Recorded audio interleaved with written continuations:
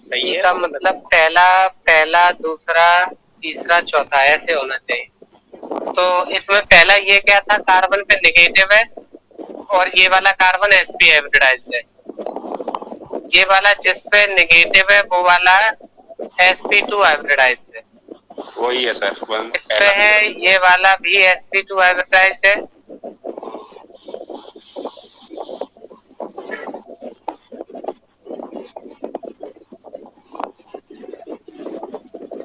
नहीं, ये वाला जो है एक बॉन्ड बनाएगा, दो बनाएगा, तीन बनाएगा, sp2 है, 1 2 3 4, ये वाला sp3 ऐसे हो।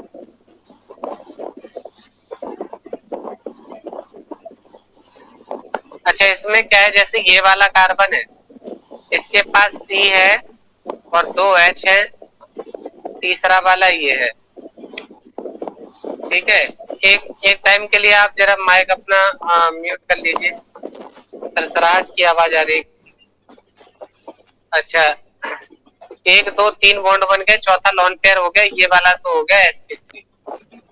पहला वाला ये है, दूसरा लॉन पेयर है, सामने रहेगा, ये sp होगा।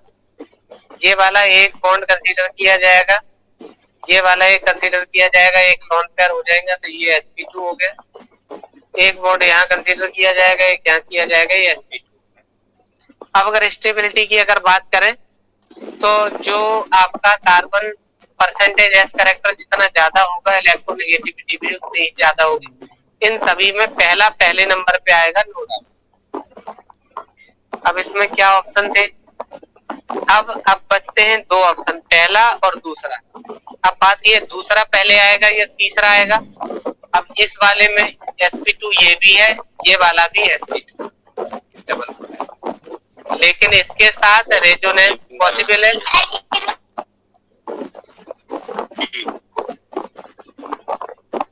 दूसरे में रेजोनेंस हो सकता है, इस वाले में रेजोनेंस नहीं है। और ये वाला तीसरे वाला परसेंटेज एस करेक्टर 25% है, इसमें सबसे कम है। तो मोर इलेक्ट्रोनेगेटिव पे नेगेटिव ज्यादा स्टेबल होता है, यानी पहले पे ज्यादा स्टेबल रहेगा, फिर sp2 पे, फिर sp3 पे, तो चौथा वाला तो लास्ट में जाएगा ही जाएगा। अब केवल बात इन दोनों की थी कि इन दोनों में पहले कौन जाएगा, तो इसमें रेजोनेंस वाला पहले जाएगा। सेकंड वाला यही था मेरा सर। सर ऐसा क्यों रेजोनेंस वाला पहले क्यों जाएगा, इसका क्या रीजन है सर? रेजोनेंस स्टेबिलिटी देता है ना। जहाँ भी मतलब स्टेबिलिटी पूछेगा तो रेजोनेंस मिलेगा तो उसको पहले रखेंगे सर। नहीं, सबके अलग अलग फैक्टर होते हैं, किस किस से आता है, हाइपर कॉन्जुगेशन से स्टेबिलिटी अचीव होती है ना सर। लेकिन वो हाइपर कंजुगेशन से कार्बो एनाइन की नहीं होती ना सर? हाँ, वो सिंगल बॉन्ड में होती जी। कार्बोकैटायन की हो सकती है। जी जी जी सर, इसमें जो मैंने लॉजिक लगाया था वो ये लगाया था, जो फोर्थ वाला है R3C और ये बॉन्ड जोड़ के CH2 में, तो R3C डोनेटिंग ग्रुप है। इलेक्ट्रॉन, हाँ यस, इलेक्ट्रॉन डोनेटिंग ग्रुप है, ये इलेक्ट्रॉन रिच बनाएगा इसको। जी जी जी, ऐसे तो सबसे लास्ट में जाएगा ये वाला sp3 है, एक तो परसेंटेज एस करेक्टर सबसे कम है जी, तो इसको पॉजिटिव नेचर का होना चाहिए, ऑलरेडी नेगेटिव लगा रखा है, उसके बाद इलेक्ट्रॉन डोनेटिंग ग्रुप भी इससे लगा रखा है, तो ये 4 ले जाएगा सबसे लास्ट। लेकिन सर इसका आंसर बी दे रखा था, इसलिए कौन सा? बी दे रखा था इसका आंसर। उन्होंने पहला जो थर्ड वाला है ना वो सेकंड पे कुछ आया हुआ है, यानी कि R2C double bond CH negative, ये वाला जो है ये उन्होंने सेकंड नंबर पे दिया हुआ है। चलो देख लेंगे, वैसे होना नहीं चाहिए सर। मुझे तो इसमें रेजोनेंस का थोड़ा समझ में नहीं आया, रेजोनेंस से क्या फर्क पड़ रहा है सर, एक बार बता दीजिए। नहीं, इलेक्ट्रॉन का डीलोकलाइजेशन, जहाँ पे साइक्लिक कॉन्जुगेशन, एक तो डायरेक्ट कॉन्जुगेशन यानी डबल, फिर सिंगल, फिर डबल, ये कॉन्जुगेशन है। लेकिन यही अगर रिंग के अंदर होगा डबल सिंगल तो वो ज्यादा स्टेबल होगा, ओपन कॉन्जुगेशन के कंपेयर में रिंग कॉन्जुगेशन ज्यादा स्टेबल होगा। सर कहीं भी या यहीं पे कार्बन आयन के केस में? नहीं, हर जगह ये होता है। मतलब रेजोनेंस जो है वो स्टेबिलिटी देता है, जी। ठीक है, अब कहाँ तक हो गए थे हम लोग? कल ये तीनों इंटरमीडिएट पढ़ लिए थे। इंडक्टिविटी अब चल जाएगा। इंडक्टिव से शुरू होगा। इंडक्टिव भी आप लोगों ने एक बार पढ़ रखा है।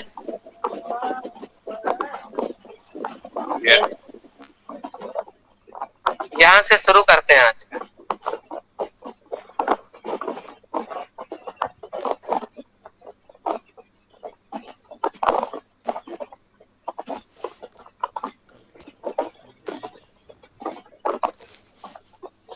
सर डिस्प्लेसमेंट में और डीलोकलाइजेशन में डिफरेंस होता है ना थोड़ा? हाँ। अब देखिए ऐसे है, जैसे मान लीजिए यहाँ पे पहले तो लोकेलाइज्ड जो आपने वर्ड बोला है और डीलोकेलाइज्ड में क्या डिफरेंस है वो देखिए एक बार जरा। जैसे आपने देखा है यहाँ पे लिखा है सर CH2 डबल बॉन्ड से CH, सिंगल बॉन्ड से Cl और क्लोरीन के वैलेंसी सेल के सिग्नल। अगला देखा CH3 सिंगल से Cl इस तरह के। अब देखिए इन दोनों के बीच में सिंगल है, डबल है नहीं, ट्रिपल है नहीं, इलेक्ट्रॉन कहीं जा नहीं सकते, तो इसके जो बॉन्ड में भी दो इलेक्ट्रॉन बने हैं वो भी दोनों एटम के बीच में रहेंगे और जो लोन पेयर हैं वो भी वहीं रहेंगे। अगर वो किसी एक ही न्यूक्लियस पे इलेक्ट्रॉन रहते हैं तो ऐसे इलेक्ट्रॉन को लोकेलाइज्ड कहते हैं, हिंदी में कहते हैं स्थानीयकृत, जो केवल एक ही न्यूक्लियस पे रहते हैं, इधर उधर नहीं जाते। अब इधर देखेंगे, इधर डबल बॉन्ड है। डबल बॉन्ड में क्या होता है कि जो जैसे ये जो पाई बॉन्ड बना होगा पहले सिग्मा बना होगा, दूसरा पाई बना होगा। पाई कैसे बना होगा? एक पी ऑर्बिटल के कुछ इस तरीके से, इसकी पी ऑर्बिटल, इसकी पी ऑर्बिटल, जब इन दोनों की इस तरीके से साइड वाइज ओवरलैपिंग हुई होगी तब बॉन्ड बना होगा।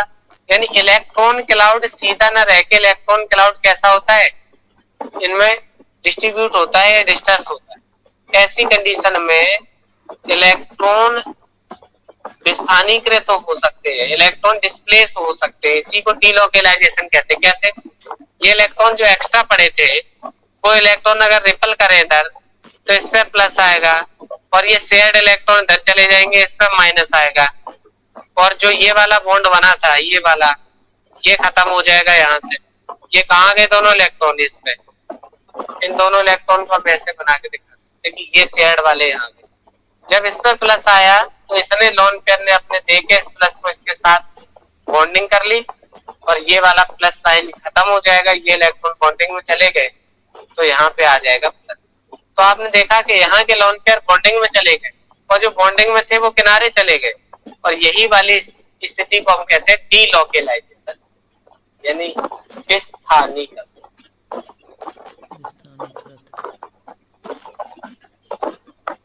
इलेक्ट्रॉन्स का डीलोकेलाइजेशन। ठीक है सर? वहाँ पर ये होगा। हाँ, जैसे अब ये वाली बात समझ गए कि जहाँ पे सर डबल मिलेगा, जहाँ पे ट्रिपल मिलेगा या जहाँ पे लोन पेयर के सिंगल के बाद कहीं वेकेंट ऑर्बिटल मिलेगा तो उसमें ये लोन पेयर दिया जा सकता है। तो ऐसी तीन कंडीशंस में इलेक्ट्रॉन डीलोकेलाइज हो जाएंगे। ठीक है सर, ये एक्स्ट्रा नॉइज आ रही है बहुत ज्यादा।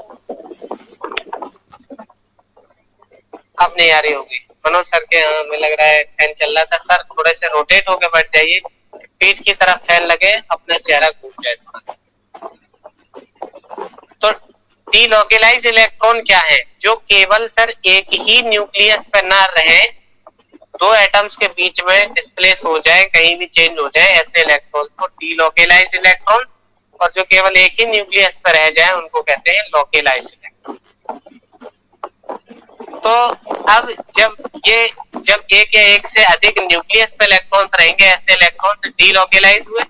और यही डीलोकेलाइज्ड इलेक्ट्रॉन जब किसी चेन के थ्रू जुड़े हों, जैसे CH2 double bond CH, single से CH, डबल से CH, सिंगल से CH, डबल से CH2, तब ये वाला अगर पाई इलेक्ट्रॉन शिफ्ट के यहाँ हो तो इस पे आएगा प्लस, इस पे माइनस, ये वाला बॉन्ड खत्म होगा। जब इस पे माइनस आएगा तो इलेक्ट्रॉन रिपल करेंगे, बॉन्ड आगे टूटेगा तो इस पे प्लस आएगा, इस कार्बन पे माइनस आएगा और जो इलेक्ट्रॉन यहाँ से कह रहे हैं प्लस होगा, इस पे माइनस, वो वाले उठ के यहाँ चले जाएंगे, ये वाले भी उठ के कहाँ चले जाएंगे, जिस पर माइनस आया उस पे, मतलब शेयर्ड वाले दोनों इलेक्ट्रॉन जहाँ माइनस दिखा रहे हैं उठ के वहां चले जाएंगे। अगर एक पे प्लस एक पे माइनस कहते तो आप समझ जाना कि जो दूसरा वाला बॉन्ड है उसके इलेक्ट्रॉन उठ के उस पे चले गए, जहाँ माइनस दिखाया है वहां पे 2 इलेक्ट्रॉन पहुंच गए। जरूरत होती है तो 2 इलेक्ट्रॉन दिखाते हैं, नहीं होती है तो केवल माइनस का साइन बनाते हैं। अब जो 2 इलेक्ट्रॉन एक्स्ट्रा हुए हैं वो रिपल करेंगे आगे की तरफ, जिससे इस पे प्लस आएगा, इस पे माइनस, यानी ये शेयर्ड वाले इलेक्ट्रॉन कहाँ चले गए हैं, आगे की तरफ, ये वाले इस पे आ गए। तो ये जो इलेक्ट्रॉन आगे पीछे हो रहे हैं इसको हम लोग कहते हैं डिस्प्लेसमेंट ऑफ इलेक्ट्रॉन, इलेक्ट्रॉनों का विस्थानीकरण, या ये कहिए कि एक जगह से दूसरे जगह पे चले गए। ऐसे इलेक्ट्रॉन डीलोकेलाइजेशन इफेक्ट है, वो सॉरी डीलोकेलाइज्ड इलेक्ट्रॉन है, और ऐसा इफेक्ट डिस्प्लेसमेंट इफेक्ट।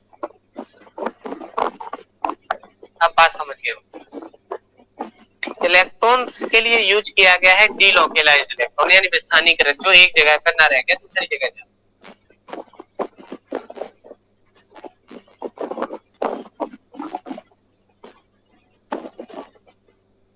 क्लियर है इतनी बात?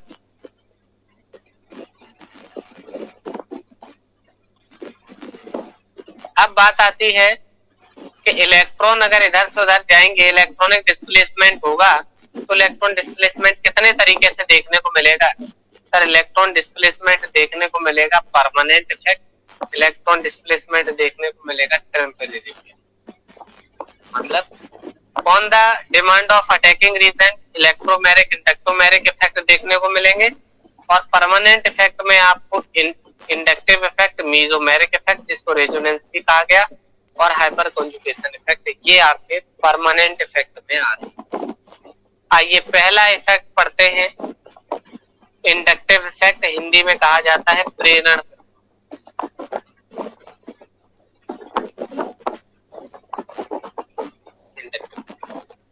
सर इंडक्टिव इफेक्ट की स्पेशलिटी कहाँ है, कहाँ देखने को मिलेगा?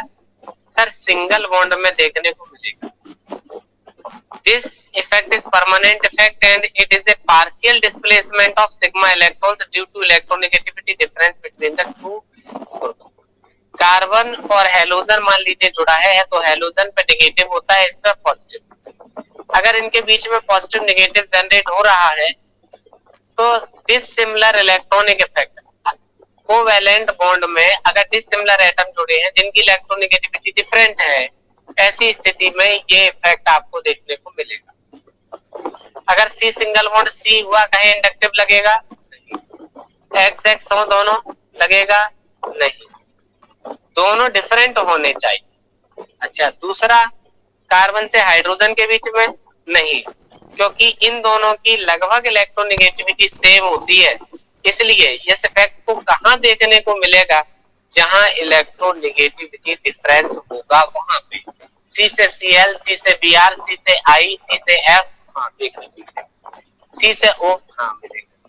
तो कुल मिला के जहां सिंगल बॉन्ड जुड़ा होगा दो एटम्स के बीच में, दोनों एटम डिसिमिलर होंगे, ऐसी स्थिति में आपको इफेक्ट देखने को मिलेगा।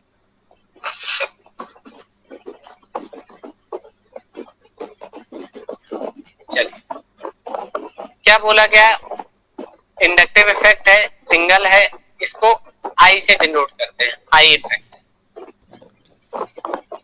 इंडक्टिव है, शॉर्ट में आई। स्पेशलिटी क्या है, अभी क्या बताया आपको? जैसे कार्बन से आपने कोई हेलोजन जोड़ दिया और ये कोई कार्बन की चेन, यहाँ इस पे नेगेटिव हुआ, यहाँ इस पे पॉजिटिव हुआ, इलेक्ट्रोनेगेटिविटी में डिफरेंस है। ये इलेक्ट्रॉन को खींचेगा तो नेगेटिव आएगा, इस पे पॉजिटिव आएगा। दूसरे एटम पे और कम खिंचाव लगेगा इसका, और पार्शियल पॉजिटिव आएगा। तीसरे पे जाके बहुत कम इफेक्ट लगेगा और चौथे पे जाके निगलेक्ट हो जाएगा। तो आपको याद रखना है, जो इंडक्टिव इफेक्ट है, जो प्रेरण प्रभाव है, वो आपका डिस्टेंस डिपेंडेंट इफेक्ट, दूरी के साथ घट जाता है और खत्म होता है। चौथे कार्बन पे जाके डेड हो जाएगा। कहाँ देखने को मिलेगा सर? जहां पे इलेक्ट्रोनेगेटिविटी डिफरेंस होगा वहां। आइए इसके कैरेक्टरिस्टिक्स पढ़ते हैं। ये वाली बात समझ में आ गई कि जहां से जुड़ा है पर्टिकुलर, उस पर प्लस, उस पर माइनस, उसके दूसरे कार्बन पर उससे कम प्लस, तीसरे कार्बन पर उससे कम, और चौथे कार्बन पे जाके कोई इफेक्ट नहीं लगेगा। क्या लिखा है? This effect is spread through a chain in A sigma bond and demolish with the increasing the chain, inductive effect is decrease. इन्होंने बताया है कि जैसे जैसे चेन बढ़ती है धीरे धीरे कम हो जाता है, कुछ बात समाप्त हो जाता है। कुछ बात आपको याद रखना है कि चौथे कार्बन पे आके डेड हो जाए, 3 कार्बन तक लगेगा, चौथे पे नहीं लगेगा। It is a permanent effect, distance dependent effect. 3 carbon, क्या लिखा है? After 3 carbon effect is decrease. 3 carbon के बाद कम हो जाता है, या कहिए कि 3 कार्बन के बाद खत्म हो जाता है। कहाँ ऑपरेट होता है? जहां सिंगल बॉन्ड होते हैं वहां पे। इलेक्ट्रॉन जहां पे पोलराइजेशन होता है सिंगल बॉन्ड में, वहां होता है। जनरली सैचुरेटेड में ऑब्जर्व किया जाता है। हाइड्रोजन का इंडक्टिव इफेक्ट 0 ऑब्जर्व किया गया है। Non polar molecule do not have polarity, so inductive is not work. In general the alkyl group show the plus I effect. जितने भी ग्रुप, चाहे CH3 हो, चाहे CH3 का ट्वाइस CH, चाहे CH3 का थ्राइस C हो, ये सभी ग्रुप, एल्काइल ग्रुप जितने भी हैं, वो सभी प्लस आई इफेक्ट शो करते हैं। इसमें do not change its atomic orbital. इसमें क्या होता है? केवल पोलराइजेशन होता है, केवल प्लस माइनस बनता है, इलेक्ट्रॉन कहीं नहीं जाते। तो ये है इंडक्टिव इफेक्ट। जनरली आप फिर से समझे, परमानेंट इफेक्ट है, डिस्टेंस डिपेंडेंट है, 3 कार्बन के बाद समाप्त हो जाता है, सिंगल बॉन्ड में देखने को मिलता है, जहां पोलराइजेशन होता है वहां होता है, सैचुरेटेड कंपाउंड में ऑब्जर्व किया जाता है। हाइड्रोजन का इंडक्टिव इफेक्ट 0 मान के चलते हैं।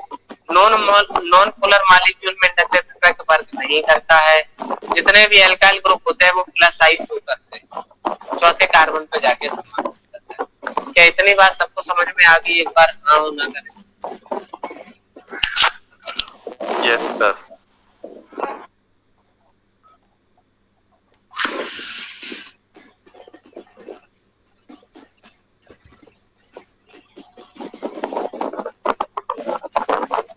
अब बात आती है types of inductive effect. Inductive को आई से डिनोट कर रहे हैं। अब जैसे सर देखिए CH3 सिंगल बॉन्ड CH, क्या इसमें बताएं पोलैरिटी है? जी हाँ, ये नेगेटिव है, ये वाला पॉजिटिव है। तो जो अब क्या होगा, शेयर्ड इलेक्ट्रॉन सर अगर देखा जाए तो इक्वली शेयर्ड ना होके क्लोरीन के तरफ खींचे रहेंगे। तो जो इलेक्ट्रॉनों को खींचेगा उसका इफेक्ट बोला जाएगा माइनस आई इफेक्ट, जो इलेक्ट्रॉन दे रहा होगा उसको बोला जाएगा प्लस आई इफेक्ट। बस दोनों सिंगल में, इतना याद रखना है कि डबल वाले में ऑब्जर्व नहीं किया जाए। किन्हीं 2 एटम्स के बीच में कर रहे हैं तो सिंगल बॉन्ड पे ऑपरेट होता है, सिग्मा बॉन्ड पे ऑपरेट होता है। ये होता है इंडक्टिव इफेक्ट। क्या लिखा है? माइनस आई ग्रुप सर किसको बोलेंगे? Minus I group, the group which towards electron withdraw electrons known as minus. जो इलेक्ट्रॉन को खींचते हैं ऐसे माइनस आई ग्रुप होते हैं, और इस इफेक्ट को माइनस आई इफेक्ट बोल रहे हैं। अब बात आती है पहला जो है NF3 पे प्लस, NR3 प्लस, NH3 पे प्लस। ये सबसे अच्छे विड्रॉइंग ग्रुप माने जाते हैं। देखिएगा कैसे। आपने देखा नाइट्रोजन, नाइट्रोजन इलेक्ट्रॉन नेगेटिव होता है, इलेक्ट्रॉनों को खींचेगा। आपने क्या कर दिया, 4 बॉन्ड बना दिए, तो नाइट्रोजन पे क्या लग जाएगा? प्लस। अब ये इलेक्ट्रॉन नेगेटिव था तो इलेक्ट्रॉनों को खींचता ही था। अब आपने उसका एक लोन पेयर ले लिया है, अब वो कमी महसूस कर रहा है, अब वो और इलेक्ट्रॉन खींचेगा अपनी इस कमी को पूरी करने के लिए। मतलब शेर तो था ही, उसको भूखा और कर दिया। इलेक्ट्रोनेगेटिव है, साथ साथ इलेक्ट्रो डेफिशिएंट और कर दिया, तो कम होने के साथ साथ वो इलेक्ट्रॉनों को खींच रहा है। ठीक है,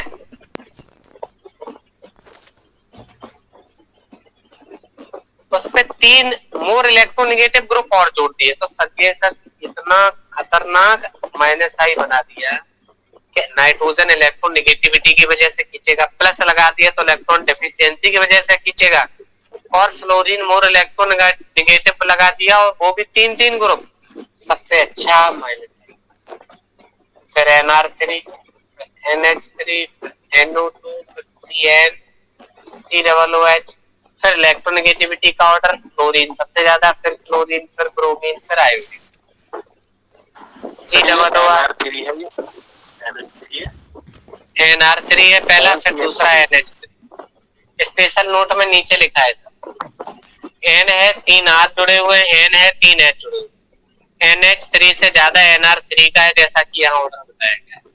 अब दिमाग में प्रश्न ये आ सकता है कि सर जो एल्काइल ग्रुप होते हैं जितने अभी आपने बताया वो प्लस आई होते हैं, वो इलेक्ट्रॉन देने वाले होते हैं, तो इसको इलेक्ट्रॉन दे के इलेक्ट्रॉन डिफिशियंसी को खत्म कर देंगे, तो अच्छा खींचने वाला कैसे रहेगा? फिर यहाँ समझ में आता था कि नाइट्रोजन से फ्लोरीन जोड़ दिया, ये तो खींचने वाले हो गए, इलेक्ट्रॉन विड्रॉइंग ग्रुप हो गए, तब तो ठीक है, इलेक्ट्रॉन विड्रॉ करेंगे तो इलेक्ट्रॉन डेफिशिएंट बनेगा, जितना इलेक्ट्रॉन डेफिशिएंट उतना ज्यादा इलेक्ट्रॉन खींचेगा, लेकिन आर तो देने वाले होते हैं, फिर इसके साथ ऐसा कैसे हो गया आर ग्रुप के साथ?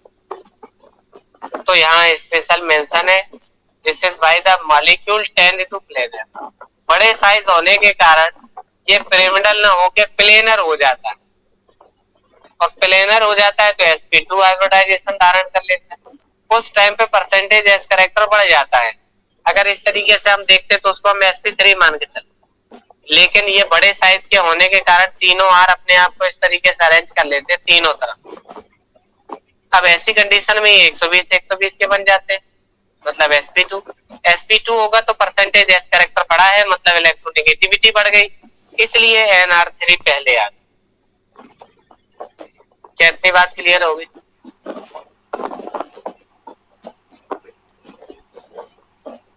सर जी सर। NF3 में, हेलो जी सर, NF3 में तो sp3 है ना? नहीं, sp3 सब में रहेगा, जैसे ये वाला नाइट्रोजन था, एक बॉन्ड ये बनाया था, 3 ये बनाए हैं, तो इसने भी तो 4 बनाए हैं, अगर जुड़ेगा किसी से तब ये चौथा बनेगा, तो अगर 4 बन रहे हैं तो सभी sp3 के ले जाएंगे। sp2 कैरेक्टर यहाँ लिखा है ना, यहाँ पे। हाँ, अब यही कह रहे, बड़े साइज होने के कारण ये अपने आप को इस तरीके से व्यवस्थित कर लेता है रिपल्सन की वजह से। तो करेक्टर कहीं ना कहीं sp जो है वो लॉस होगा, अगर प्लेनरिटी की तरफ जाएगा तो कहीं ना कहीं इस करेक्टर पे जाएगा, इससे तो sp3 का जो नेचर है वो घट जाएगा, जो एक्चुअल में होना चाहिए था sp3 प्योर sp3, वो sp3 नहीं रहेगा, और अगर प्लेनरिटी की तरफ जा रहा है और प्लेनर तो sp2 होता है, तो कहीं ना कहीं उसका करेक्टर sp3 से किसकी तरफ भाग रहा है? sp2। ये चीज थी, है तो कंडीशन वही है। अब आप बताइए, अगर ये 4 बॉन्ड बनाएगा तो 4 वाला तो sp2 बनाता ही नहीं है, तो बस इतना है कि वो प्योर sp3 नहीं है, घट गया है कुछ, ये प्रॉपर एक्सप्लेनेशन कहीं नहीं देते। ये साइनाइड COOH, इनमें फ्लोरीन सबसे ज्यादा इलेक्ट्रोनेगेटिव, फ्लोरीन फिर ब्रोमीन फिर आयोडीन, और इन सब के बाद में हाइड्रोजन का रखते हैं, सबसे बाद में तो हाइड्रोजन का 0 लगभग कंसीडर करके रखते हैं। अब आते हैं प्लस आई। प्लस आई में आप एक याद कर लीजिए, इतने से काम हो जाएगा, जितने भी एल्काइल ग्रुप है, चाहे मिथाइल हो, चाहे आपका इथाइल हो, C2H5 जिसको कहते हैं, ये बॉन्ड यहाँ लगना चाहिए, चाहे मिथाइल हो, चाहे फिर इथाइल हो, चाहे प्रोपाइल हो, ये सभी इसी में आएंगे, चाहे CH3 का ट्वाइस CH हो, चाहे CH3 का थ्राइस C हो, ये सभी किसमें आएंगे? प्लस आई। प्लस आई क्या होता है सर? Electron donating. कौन देगा? सबसे अच्छा है, देखो अब जैसे अभी आपने देखा, अगर NH3 पे प्लस लग जाए यानी ये 4 बॉन्ड बनाएगा, और अगर NH2 लग जाए ऐसे, तो इन दोनों में सर ये वाला जो करेगा वो प्लस, वो माइनस आई इफेक्ट करेगा, और ये वाला जो है ये इलेक्ट्रॉन देने का काम करेगा, तो ये वाला प्लस आई। क्योंकि इसमें क्या हुआ, एक लोन पेयर चला गया तो कमी हो गई इसमें, तो ये लेगा किसी से, लेगा तो माइनस, और इस पे लोन पेयर है, ये किसी को देगा, देगा तो ऐसे आगा। देखिए यहाँ ऑर्डर में देखिए, NH पे नेगेटिव नेगेटिव है देगा, O पे नेगेटिव है देगा, COO पे नेगेटिव है देगा, tertiary alkyl, secondary alkyl, primary alkyl, CH3 कुछ भी, ये सभी क्या है, प्लस है। अभी आगे आएगा एक्सरसाइज में, आपको पहचानना होगा ये माइनस की तरह बिहेव करेगा कि प्लस की तरह का, ठीक है।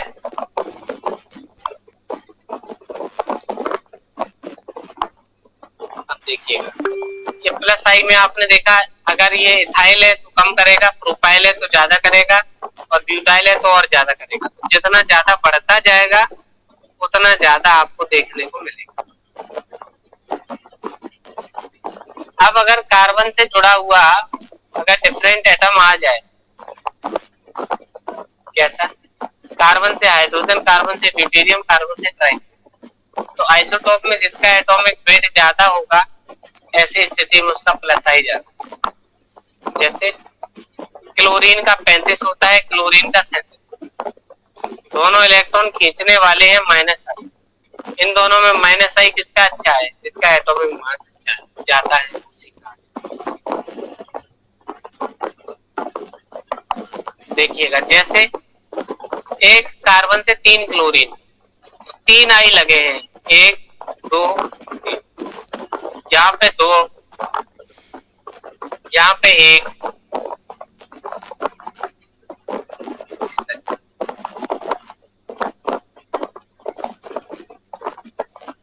तो सबसे अच्छा आई कहाँ, जहां आई जितना ज्यादा। अब ये कैसे, एक चीज और सीख लेंगे, एडिटिव इन नेचर होगा। एडिटिव इन नेचर का मतलब क्या, अगर एक ग्रुप है तो जो काम कर रहा है, ठीक है, 2 लगा दिए तो वो डबल करने लगे, 3 होगा तो ट्रिपल करने लगे। ऐसा नहीं है कि उनका इफेक्ट नहीं है, ऐड करके देखा जाए। जैसे क्वेश्चन नंबर 1 है, सभी लोग आंसर करेंगे, कोशिश करिएगा कि आंसर करें।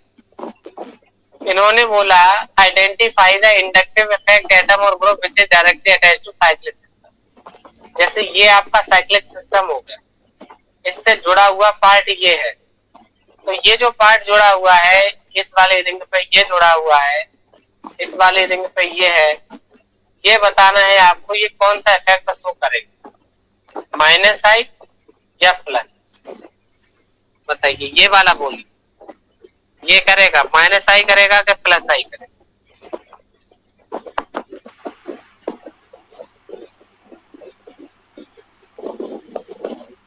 प्लस आई करेगा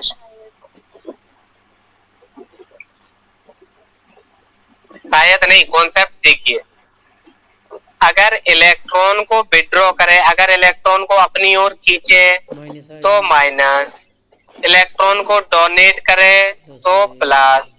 डोनेट जनरली कौन करता है, या तो जिसपे लोन पेयर, ऐसे, ठीक है। अगर इलेक्ट्रोनेगेटिविटी अगर ज्यादा है तो वो हमेशा विड्रॉ ही करेगा। अब ये देखो, ये वाला ट्रिपल बॉन्डेड है, ट्रिपल बॉन्डेड कार्बन कैसा होता है, sp, percentage of s character is directly proportional to s character.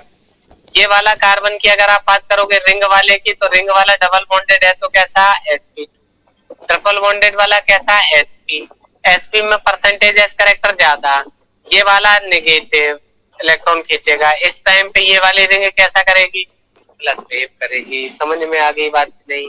Yes sir. हाँ, तो ये वाला ट्रिपल बॉन्डेड था, triple bonded sp, percentage s character directly proportional to electronegativity, ये खींचेगा तो माइनस आई। अच्छा दूसरा बोलो। अब देखो यहाँ कार्बन और ऑक्सीजन में, ऑक्सीजन इलेक्ट्रोनेगेटिव है, ऑक्सीजन खींचेगा अपनी ओर, तो इस पे आएगी कमी, तो इस पे जब कमी आएगी तो ये रिंग में से खींचने की कोशिश करेगा। ये वाला बताइए, ये वाला भी अगर ऐसे ही खींच रहा है, ये भी माइनस आई। क्लोरीन कैसा है, मोर इलेक्ट्रोनेगेटिव है, माइनस आई। OH है, ऑक्सीजन फोर इलेक्ट्रोनेगेटिव है, कैसा करेगा, माइनस आई। CH3 कैसा करेगा, प्लस आई। अभी बताया था जितने एल्काइल ग्रुप है वो क्या करते हैं।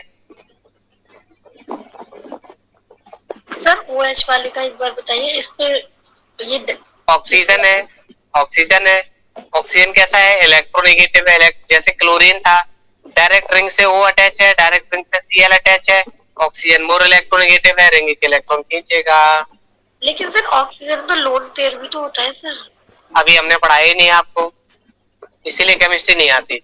पता क्या कॉन्सेप्ट लगाते थे, हम ही आपको एक ही चीज पढ़ाई कि कार्बन के बीच में जुड़े हुए ग्रुप से सिंगल बॉन्ड के थ्रू वाला हमें इफेक्ट पहचानना। आज हम क्या पढ़ रहे हैं, इंडक्टिव इफेक्ट। हमने नहीं पढ़ाया, हमने लोन पेयर बता ही नहीं रहे, हम आपको अभी बताया। अच्छा नहीं सर। तो कंफ्यूजन खुद ना करो, जब कंफ्यूज खुद होगे तो इसीलिए कॉन्सेप्ट गलत हो जाते हैं। आज है ही नहीं जरूरत उसकी। अब हमें केवल इतना देखना है, इलेक्ट्रॉन खींचने वाला ग्रुप है, इलेक्ट्रॉन देने वाला ग्रुप है, electron withdrawing, electron donating, electron withdraw, electron. अभी हम करेंगे, जैसे कहे आपने वहां कह दिया तो क्लोरीन पे क्यों नहीं बोले थे लोन पेयर है, इसमें तो 3-3 लोन पेयर है, क्योंकि इसके वैलेंसी सेल में 7 इलेक्ट्रॉन है। सर ये तो इलेक्ट्रोनेगेटिव है ना ज्यादा, इसलिए। तो ऑक्सीजन इलेक्ट्रोनेगेटिव नहीं है। ऑक्सीजन की और क्लोरीन की इलेक्ट्रोनेगेटिविटी में कितना डिफरेंस, बहुत ज्यादा डिफरेंस है। अगर एक 2.5 का है तो एक 2.8 का है। वो हम लोग मीजोमेरिक इफेक्ट में पढ़ेंगे कि लोन पेयर है, वो फैक्ट दिखाएंगे। क्लोरीन का प्लस M पढ़ा जाता है, इलेक्ट्रोनेगेटिव है तो I पढ़ा जाता है, -I भी होता है, +M भी होता है। ये सब बातें आएंगी, लेकिन कंफ्यूजन हो जाएगा अगर कुछ और कॉन्सेप्ट लगाएंगे। तो सिंपली आज हमें इतना जानना है कि इलेक्ट्रोनेगेटिविटी डिफरेंस है। इलेक्ट्रोनेगेटिव होगा तो इलेक्ट्रॉन को खींचेगा -I, और जो देने वाला है वो प्लस। बस इतनी सी बात, सिंपल। अगर पहले -I +I आया था, क्योंकि जैसे NH2 का भी आपने बताया था ना कि N पे लोन पेयर है तो ये देगा, इसलिए मेरे माइंड में लोन पेयर का आया था। अभी ये इलेक्ट्रॉन TDG ग्रुप आपने बताया ना सर, +I NH2। अभी जैसे ये NH2 लिखा है तब तो ठीक है, पर जब इस पे हम प्लस लगा देंगे तो इलेक्ट्रॉन खींचने वाला हो जाए। हाँ ये क्या, ठीक है जी सर। आइए 7वां देखिए, इसमें तो आंसर सेम है। हाँ देखिएगा 7वां देखिए, ऊपर करे दे रहे हैं क्योंकि नीचे वाले देख रहे हैं। आपको देखना क्या है, इस रिंग का देखें। अच्छा ये बताइए, ये रिंग क्या लग रही है सर? प्रोपिल।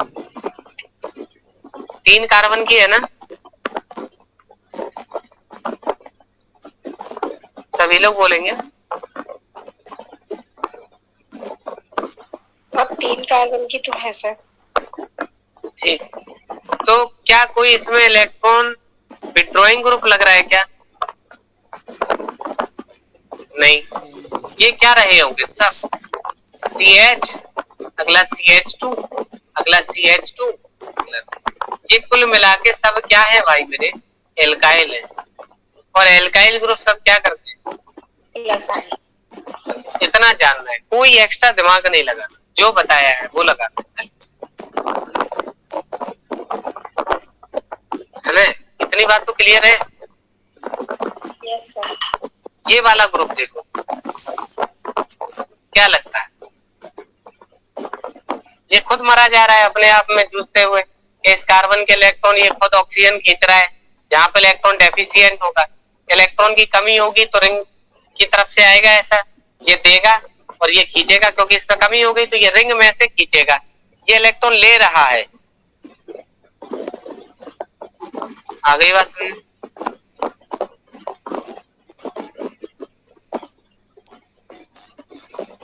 नहीं आई समझ में? क्या हुआ? सर आ रही है समझ। सभी लोग बोलेंगे, और लोग भी बताइए। हाँ ना कुछ करेंगे तो समझ में आएगा, क्योंकि अगर आप यहाँ नहीं बोलेंगे तो पक्का निश्चित है वही कंफ्यूजन होगी कि सर इस पे तो नेगेटिव नहीं था, उस पे लोन पेयर नहीं था। सही है सर। एक बार सर एल्काइल और इसका थोड़ा सा क्लियर कर दीजिए, कैसे क्या? चाहे कोई भी हो, जितने भी एल्काइल ग्रुप है, चाहे CH3 हो, चाहे C2H5, चाहे CH3 का ट्वाइस CH हो, चाहे थ्राइस हो, ये सभी ग्रुप जो है इलेक्ट्रॉन रिच माने जाते हैं। ये सभी इलेक्ट्रॉन देने का काम करेंगे, और जो इलेक्ट्रोनेगेटिव होंगे वो इलेक्ट्रॉन लेने का काम करेंगे। इलेक्ट्रॉन लेने का काम करेगा। अब जैसे हम वहां पे लोन पेयर कह देते हैं, जैसे यहाँ पे आप देखो ये 11वां वाला एग्जांपल आया। अब इस समय हम वहां पे हमने NH2 पे लोन पेयर दिखा दिया था, लोन पेयर दिखा देंगे तो आप कंफ्यूज हो जाएंगे क्योंकि यहाँ भी लोन पेयर है। अभी हमें लोन पेयर की बात नहीं करनी, केवल ये करनी है तो उसकी नेगेटिविटी कैसी है। जैसे हमें तो इस कार्बन और कार्बन के बीच में स्टीम में देख रहे हैं, यहाँ ऑक्सीजन है, ये मोर इलेक्ट्रोनेगेटिव है, खींचने वाला -I है। अभी जब हम M में पढ़ेंगे तो यही OCH3 का हम +M इफेक्ट पढ़ेंगे क्योंकि इस पे लोन पेयर हो। तो फिलहाल के लिए आपको इतना समझना है कि बेंजीन रिंग से जुड़ा हुआ डायरेक्ट सिस्टम जो है, वो वाला बॉन्ड, ये वाला बॉन्ड जिस एटम से जुड़ा है वो इलेक्ट्रॉन विड्रॉ कर रहा है, ये इलेक्ट्रॉन डोनेट कर रहा है। बस इतना समझे। आप बताइए सर एक बार 7 वाला बताइए जरा। 7 वाले में एल्काइल ग्रुप है, तो ये एल्काइल ग्रुप सभी इलेक्ट्रॉन डोनेटिंग माने जाते हैं, तो ये +I की तरह है क्योंकि CH2 CH3 है और कुछ है नहीं, नेगेटिव नहीं है, ना नाइट्रोजन है ना ऑक्सीजन है। अच्छा ये बताइए 11वें में क्या बोलेंगे? मोर इलेक्ट्रोनेगेटिव है, नेगेटिव है तो क्या करेगा, खींचेगा। अब जब लोन पेयर होगा, जब रेजोनेंस में जाएगा तब हम कोई इफेक्ट पढ़ाएंगे, अभी फिलहाल हमें सिंगल के लिए पढ़ना है, ठीक। -I इसका बोलिए, इस वाले का क्या इफेक्ट होगा? +I होगा, +I 12 वाले। हाँ +I होगा, लेकिन जब आप इसकी आंसर शीट देखेंगे तो उसमें दिखाया है नो इफेक्ट। रीजन क्या है? 1 2 3, तो ये डिस्टेंस डिपेंडेंट है। ये जो फंक्शनल ग्रुप जुड़ा है 3 के बाद काम करना बंद कर देता है। अगर जनरली इन दोनों के बीच में देखा जाए, यहाँ पे अगर इस कार्बन का या इस फंक्शनल ग्रुप का, तो क्या जोड़ा जाना चाहिए? +I। अगर केवल CH3 का देखेंगे तो CH3 यहाँ से दूर हो गया, इसलिए वो दो इफेक्ट होगा, लेकिन आपने बोला है +I क्योंकि ये प्रोफाइल ग्रुप है, CH2 CH2 CH3 +I होगा। अगला बोलिए इसका इफेक्ट। -I। -I दिख रहा है। यस, ये वाला बोले, ये भी -I। सही चल रहे हैं। ये वाला भी ट्रिपल बॉन्डेड है, ये भी खींचेगा, ये भी -I। ये +I। ठीक है। और 17 18 वाले देख रहे होंगे, ये भी माइनस हो जाएगा। नहीं दिख रहे सर। अच्छा नहीं आ रहे, आप बताइएगा। अब आ रहे हैं। NO2 ये खींचेगा और ये -I। याद रखेंगे इलेक्ट्रोनेगेटिव तो है ही है, उसमें प्लस और लगा दिया तो और ज्यादा इलेक्ट्रोनेगेटिव हो। ऐसे ही और भी क्वेश्चंस हैं, ये देखिए 13 क्वेश्चन ये है। जैसे ये वाला है, ये वाला रिंग कह रहे हैं, ये वाला ग्रुप जो है सर्कल्ड है, ये वाले बताने। जो सर्कल है वो क्या बता रहा है, यहाँ से जुड़ा हुआ, यहाँ से जुड़ा हुआ जो है वो ऑक्सीजन है। ऑक्सीजन कैसा होता है, -I हो जाएगा। यस। ये वाला भी डबल बॉन्डेड है, ये भी इलेक्ट्रॉन, ये डबल बॉन्डेड है, ये इलेक्ट्रॉन खींचेगा अपनी तरफ, हाँ तो ये प्लस हो जाएगा, देगा नहीं। एल्काइल है ना ये वाला जी। ये वाला बोलिए ऑक्सीजन मोर इलेक्ट्रोनेगेटिव है, नेगेटिव हो जाएगा। ये एल्काइल ग्रुप है। जी सर। ये वाला फिर नाइट्रोजन हो गया, ये सर खींचेगा ना, नाइट्रोजन है, यहाँ भी नाइट्रोजन है।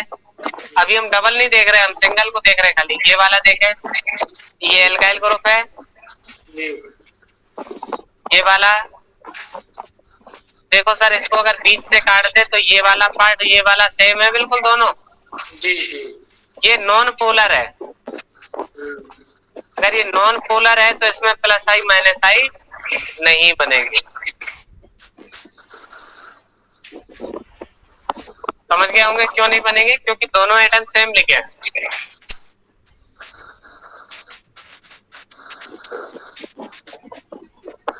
ये वाला बोले नमा नंबर, ये सर माइनस आई होता है।